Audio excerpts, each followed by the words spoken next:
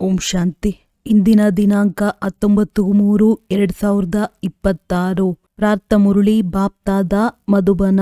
ಮಧುರ ಮಕ್ಕಳೇ, ಹೇಗೆ ಬಾಪ್ತಾದ ಇಬ್ಬರು ನಿರಹಂಕಾರಿಯಾಗಿದ್ದಾರೆ, ದೇಹಿ ಅಭಿಮಾನಿಯಾಗಿದ್ದಾರೆ, ಹಾಗೆಯೇ ಫಾಲೋ ಫಾದರ್ ಮಾಡಿ ಆಗ ಸದಾ ಉನ್ನತಿಯಾಗುತ್ತಾ ಇರುವುದು. ಪ್ರಶ್ನೆ: ಶ್ರೇಷ್ಠ ಪದವಿಯ ಪ್ರಾಪ್ತಿಗಾಗಿ ಯಾವ ಎಚ್ಚರಿಕೆ ನೀಡುವುದು ಅತ್ಯವಶ್ಯಕವಾಗಿದೆ? ಉತ್ತರ: ಶ್ರೇಷ್ಠ ಪದವಿಯನ್ನು ಪಡೆಯಬೇಕೆಂದರೆ ಎಚ್ಚರಿಕೆ ಇರಲಿ. ಮನಸ್ಸಿನಿಂದಲೂ ಯಾರಿಗೂ ನನ್ನ ಮೂಲಕ ದುಃಖ ಸಿಗಬಾರದು. ಯಾವುದೇ ಪರಿಸ್ಥಿತಿಯಲ್ಲಿ ಕ್ರೋಧ ಬರಬಾರದು. ತಂದೆಯ ಮಕ್ಕಳಾಗಿಯೂ ತಂದೆಯ ಕಾರ್ಯದಲ್ಲಿ ಈ ರುದ್ರ ಯಜ್ಞದಲ್ಲಿ ವಿಘ್ನರೂಪವಾಗಬಾರದು. ಒಂದು ವೇಳೆ ಯಾರಾದರೂ ಬಾಯಿಯಿಂದ ಬಾಬಾ ಬಾಬಾ ಎಂದು ಹೇಳುತ್ತಾ ಚಲನೆಯು ಘನತೆಯಿಂದ ಕೂಡಿಲ್ಲವೆಂದರೆ ಶ್ರೇಷ್ಠ ಪದವಿಯು ಸಿಗಲು ಸಾಧ್ಯವಿಲ್ಲ.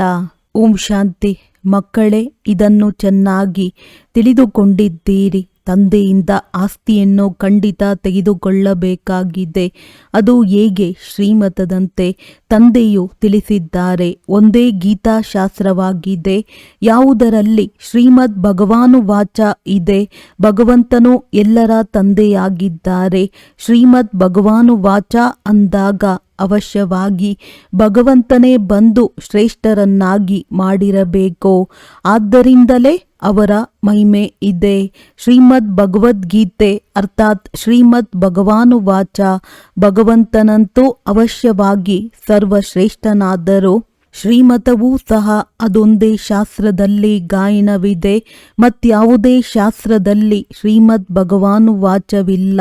ಶ್ರೀಮತವು ಯಾರದ್ದಾಗಿರಬೇಕು ಎಂಬುದನ್ನು ಬರೆಯುವವರೂ ಸಹ ತಿಳಿದುಕೊಂಡಿರುವುದಿಲ್ಲ. ಅದರಲ್ಲಿ ಏಕೆ ತಪ್ಪಾಗಿದೆ ಅದನ್ನೂ ಸಹ ತಂದೆಯು ಬಂದು ತಿಳಿಸುತ್ತಾರೆ. ರಾವಣ ರಾಜ್ಯವು ಆರಂಭವಾಗುವುದರಿಂದಲೇ ರಾವಣನ ಮತದಂತೆ ನಡೆಯತೊಡಗುತ್ತಾರೆ. ಮೊದಲು ಬಹಳ ಕಠಿಣವಾದ ತಪ್ಪನ್ನು ಈ ರಾವಣ ಮತದವರೇ ಮಾಡಿದ್ದಾರೆ.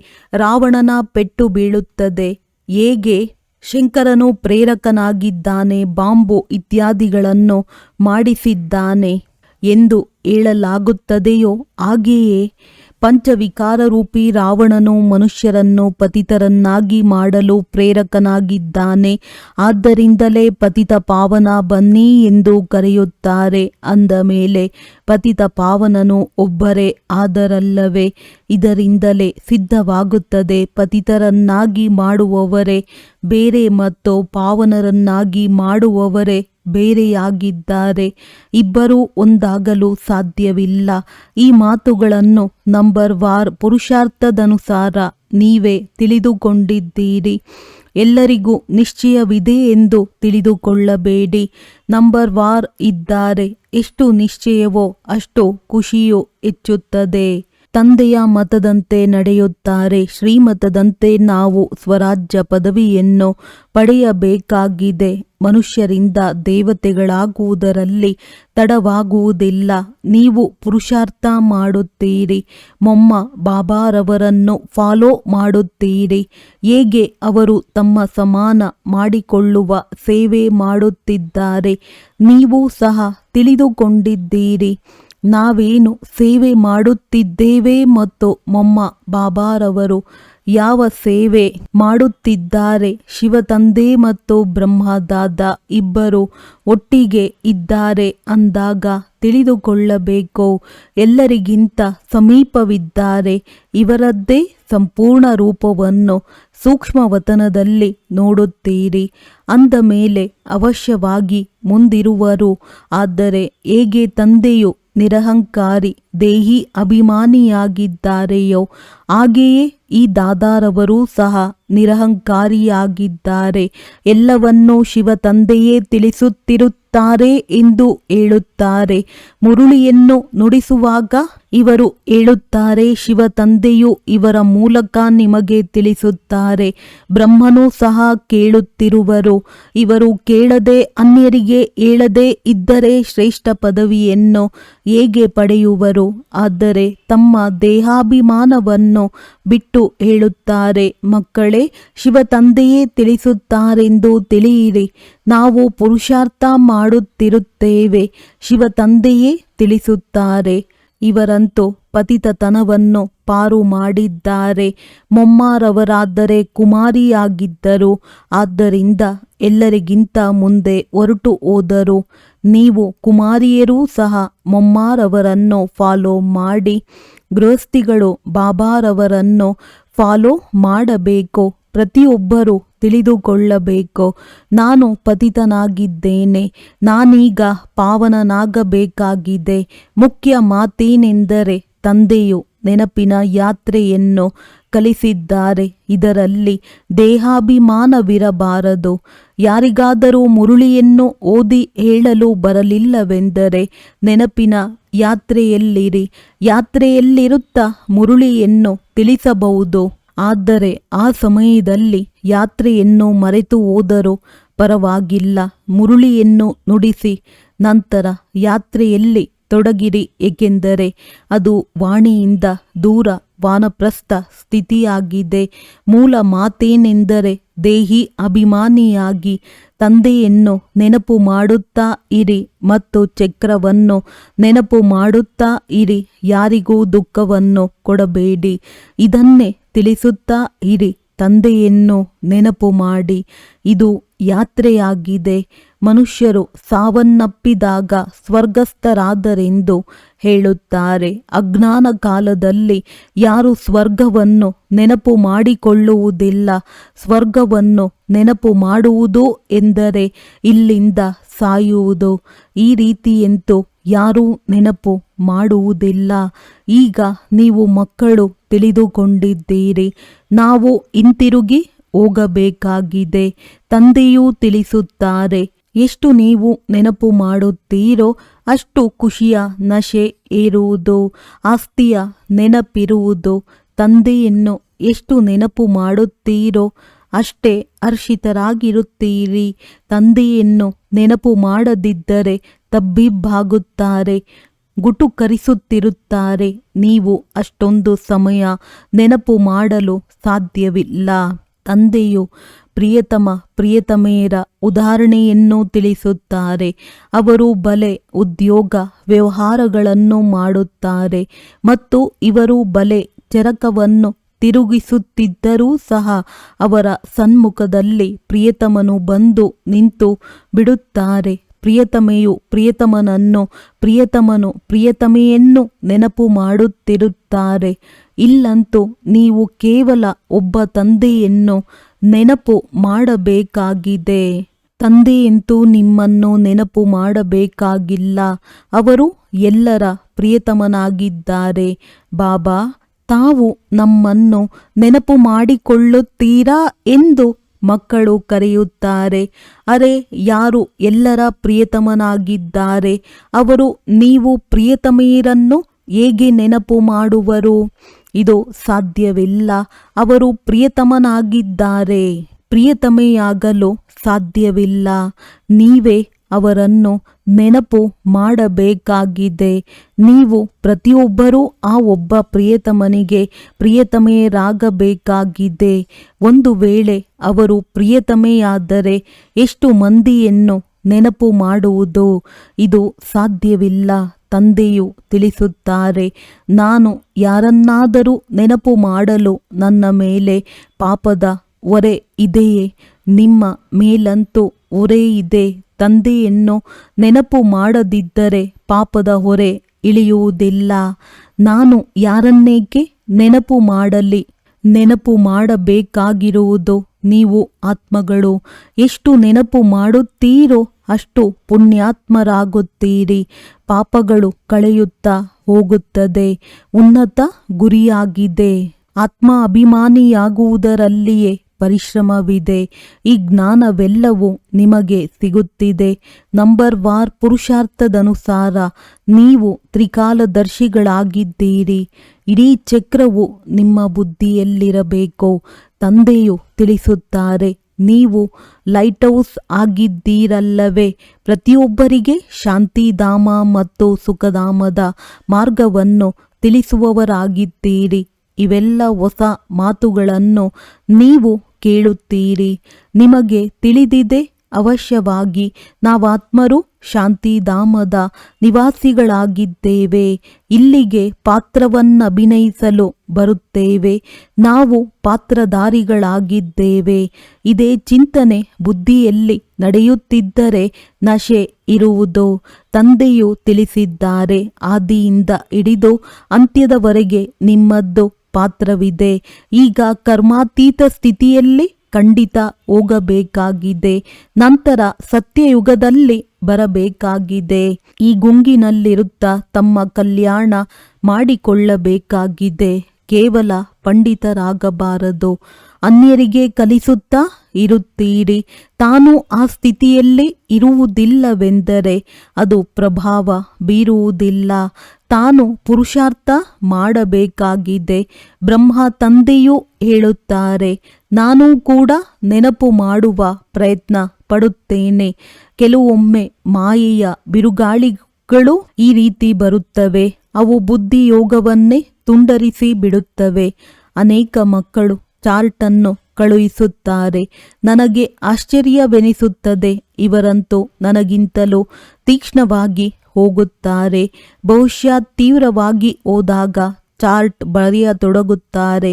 ಆದರೆ ಒಂದು ವೇಳೆ ಇದೇ ತೀವ್ರತೆಯಿಂದ ಮುಂದೆ ಹೋದರೆ ನಂಬರ್ 1ನಲ್ಲಿ ಹೊರಟು ಹೋಗುವರು. ಆದರೆ ಇಲ್ಲ, ಅದು ಕೇವಲ ಚಾರ್ಟ್ ಬರೆಯುವವರೆಗೆ ಮಾತ್ರ.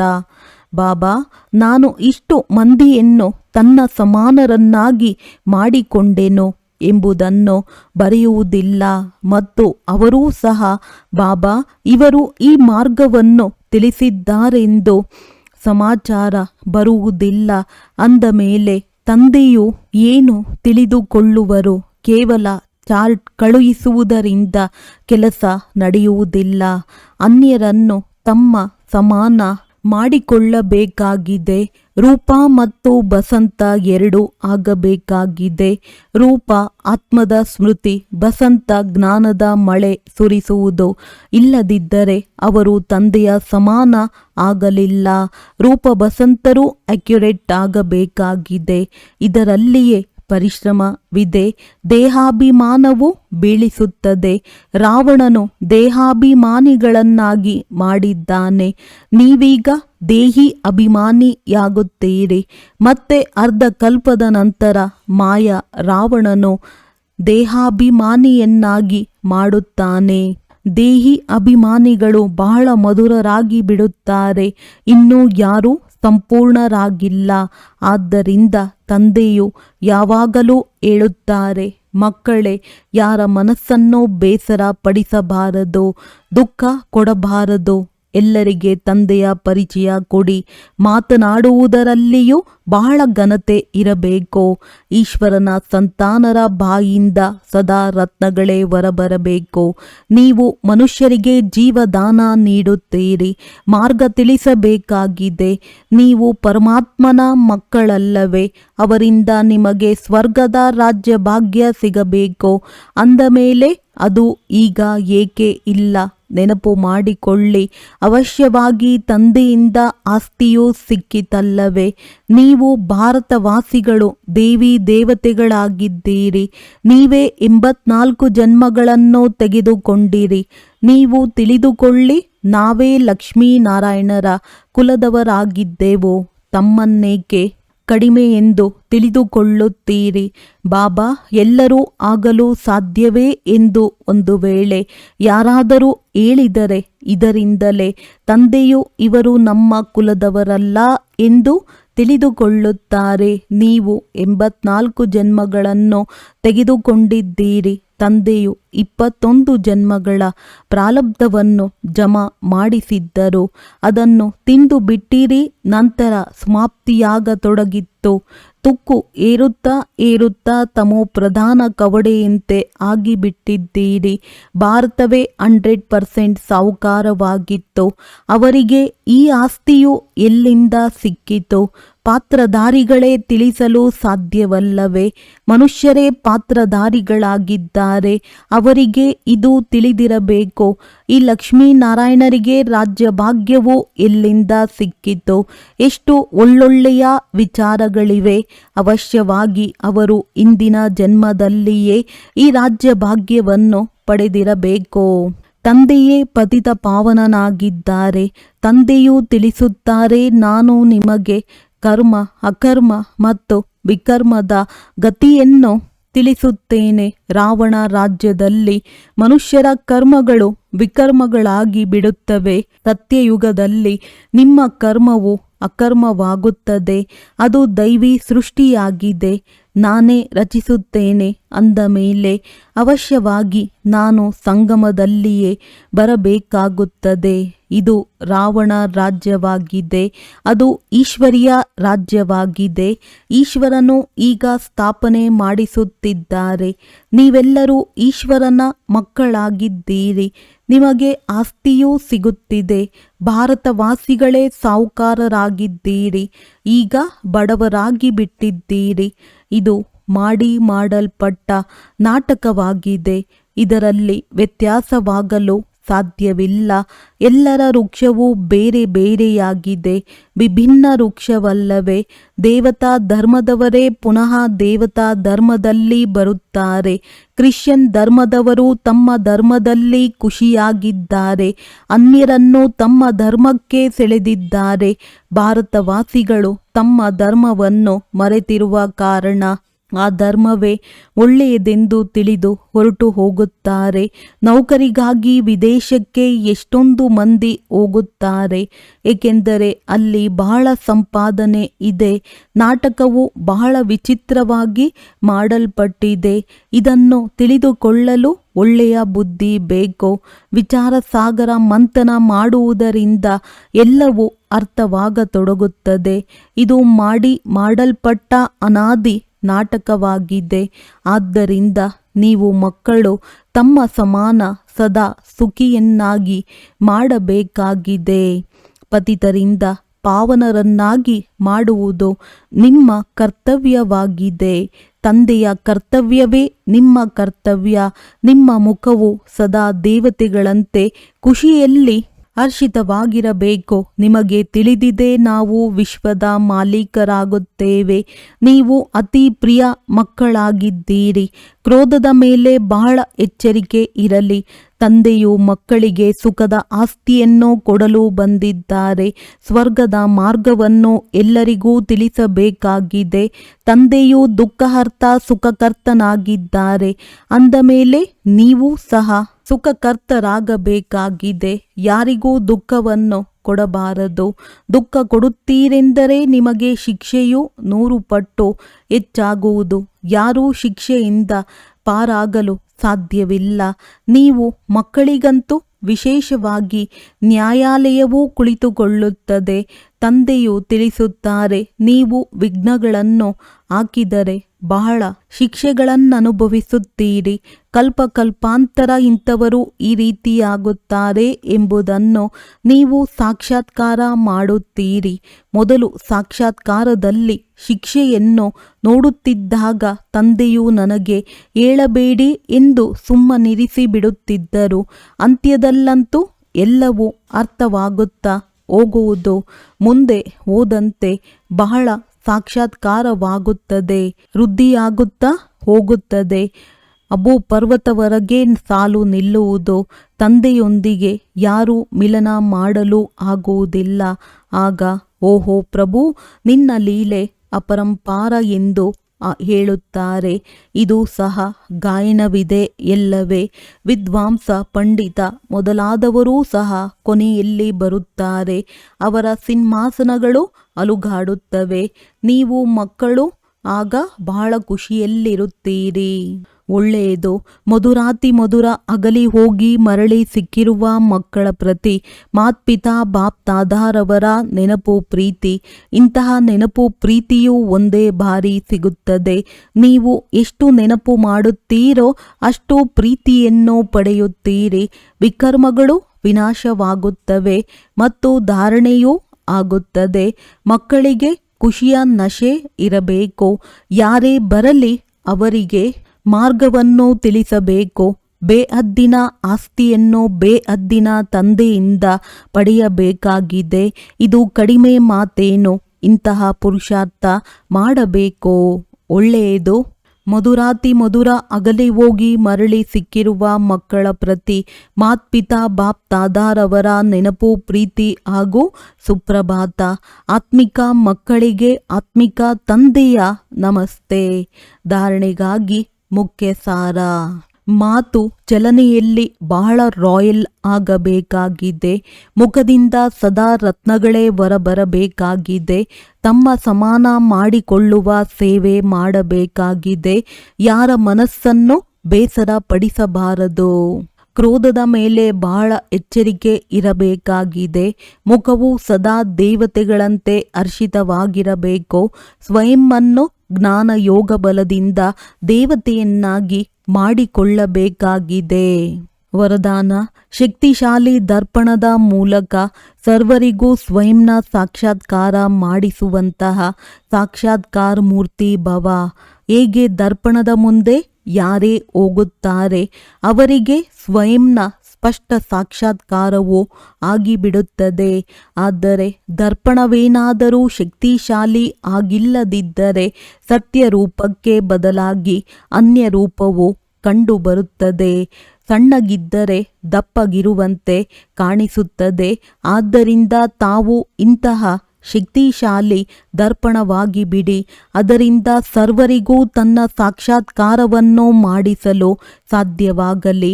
ಅರ್ಥಾತ್ ತಮ್ಮ ಮುಂದೆ ಬರುತ್ತಿದ್ದಂತೆಯೇ ದೇಹವನ್ನು ಮರೆತು ತನ್ನ ದೇಹಿ ರೂಪದಲ್ಲಿ ಸ್ಥಿತರಾಗಿ ಬಿಡಲಿ. ವಾಸ್ತವದಲ್ಲಿ ಇದೇ ಸೇವೆಯಾಗಿದೆ. ಇದರಿಂದಲೇ ಜೈ ಜೈಕಾರವಾಗುವುದು. ಸ್ಲೋಗನ್: ಶಿಕ್ಷಣಗಳನ್ನು ಸ್ವರೂಪದಲ್ಲಿ ಧಾರಣೆ ಮಾಡಿಕೊಳ್ಳುವವರೇ ಜ್ಞಾನ ಸ್ವರೂಪ, ಪ್ರೇಮ ಸ್ವರೂಪ ಆತ್ಮನಾಗಿದ್ದಾರೆ. ಅವ್ಯಕ್ತ ಸೂಚನೆ: ನಿಶ್ಚಯದ ಫೌಂಡೇಶನ್ ಅನ್ನು, ತಳಪಾಯವನ್ನು ಬಲಗೊಳಿಸಿ ಸದಾ ನಿರ್ಭಯ ಮತ್ತು ನಿಶ್ಚಿಂತರಾಗಿರಿ. ತಂದೆಯಲ್ಲಂತೂ ನಿಶ್ಚಯವಿದೆ. ಆದರೆ ತಮ್ಮಲ್ಲಿಯೂ ನಿಶ್ಚಯ ಬುದ್ಧಿಯವರಾಗಿ ಕಾರ್ಯ ಮಾಡಿ. ಆಗ ವಿಜಯವೇ ವಿಜಯವಿರುತ್ತದೆ.